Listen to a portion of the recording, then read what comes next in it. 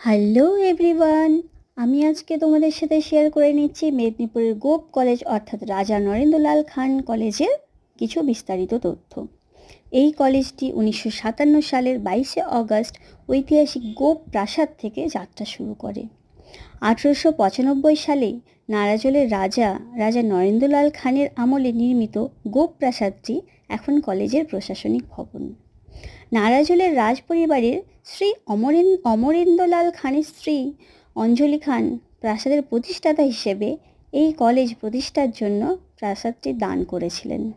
কলেজটি প্রথমে সিইউ আন্ডারে ছিল, অর্থাৎ ক্যালকাটা ইউনিভার্সিটির আন্ডারে।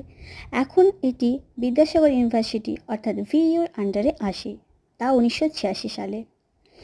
আমি তো এই কলেজে পড়াশুনো করেছি, আশা করছি অনেকেই আছো যারা ভিডিওটা দেখছো তোমরাও এই কলেজ থেকে পাস আউট, হয়তো গ্র্যাজুয়েশন বা মাস্টার্স।